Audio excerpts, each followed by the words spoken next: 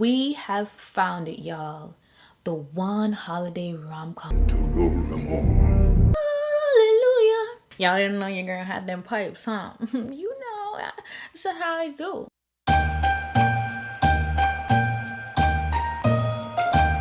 Hey y'all, it's your girl NASB and welcome back to NASMAS 2018. Today I will be reviewing the Freeform original movie No Sleep Till Christmas. But first, cocktail. Today's cocktail, I'm gonna call it the CC because the recipe for it was given to me by my friend CC. It calls for Bailey's, cappuccino liqueur, rum, chocolate syrup, coffee liqueur, and whipped cream. Because this was a drink that was made for her by a bartender, she doesn't have the exact measurements, so I don't have them to give to you. But I will list the ingredients in the description box and you guys can try your hand. You just make it according to what you feel you'll like. I didn't have any cappuccino liqueur, but I had some pumpkin spice liqueur and I substituted that. By now you guys know that substitution is the name of the game. I didn't have any whipped cream either because I actually don't see the point of whipped cream except to look good. And guys, I'm giving you enough here. You don't need it in the drink. And now onto this movie review. This is by far my favorite watch of the entire NASMAS 2018 series, and it's actually a top rom-com recommendation for me. There's a chance that this is because I've been so starved, but I honestly feel that even without how bad these other movies have been, this one would still hold up. So even though this takes place during the holiday season, I do feel like it could have taken place at any other time of the year, and usually that makes me say, hey, this isn't really a holiday movie. However, the way they went about weaving the plot did give it that holiday feel, and so I will respect it as such. So the plot on IMDb reads like this. A bartender and a businesswoman find that they have only one thing in common: insomnia. I found that to be a pretty dry summary, so of course I'm gonna help you guys out by giving you a little bit more. Lizzie is an event planner and she's set to get married around New Year's Eve to her surgeon fiance Josh, but she's had trouble sleeping lately.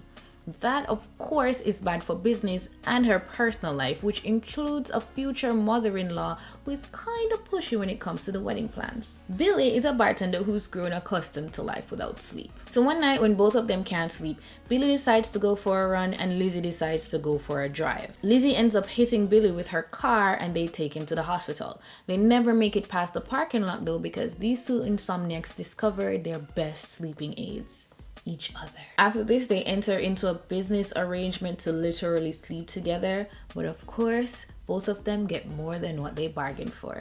Isn't that a better synopsis? Anyways, I saw the trailer for this movie and got so excited. I'm still over the moon thinking about it. They can't sleep around anyone else except each other, but they're both in relationships with different people, and of course they're going to fall for each other. So you're telling me that I'm going to end up rooting for the wrong pair in a love polygon? How dare you?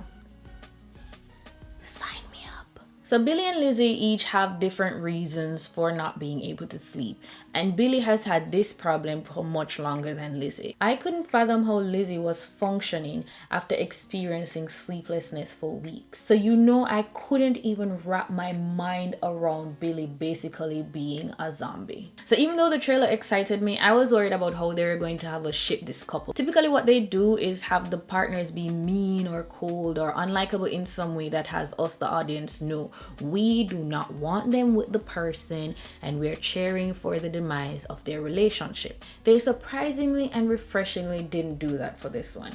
However, the actor who plays Lizzie's fiance, I saw his face and he has the kind of face that while I acknowledge that it is quite cute, handsome, attractive, whatever, I just feel like I can't trust him. He just looks like the kind of person that always plays the friend who betrays the protagonist that you're rooting for. You know when somebody just has that kind of face, they just look untrustworthy? Yeah, that's how I felt about him. So suffice it to say, I wasn't invested in him having a happy ending. However, by the end of the movie, believe it or not, he won me over. I found myself really feeling it for him when things came to a head. So I won't spoil it for you, don't worry. But you guys can guess that feelings are gonna get hurt and some hard decisions are gonna have to be made when there's a love polygon, once monogamy is the order of the day, which it is in this movie. So a fun fact about this movie is that the stars who play the insomniacs are actually married in real life. And I think that definitely contributed to the chemistry that we saw on screen. I was so happy to finally see real and true consistent chemistry. There's a scene where they're doing karaoke together and I had to pause the movie and gather myself. I was so overwhelmed when they stared at each other. It was too much.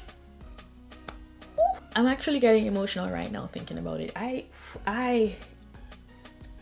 I was feeling vulnerable. So there are moments when I forgot that this was a holiday rom-com, in that it just felt like a regular feel-good movie. You didn't have the over or under acting. There wasn't all this extra hijinks and there wasn't any incorporation of magic or ghosts.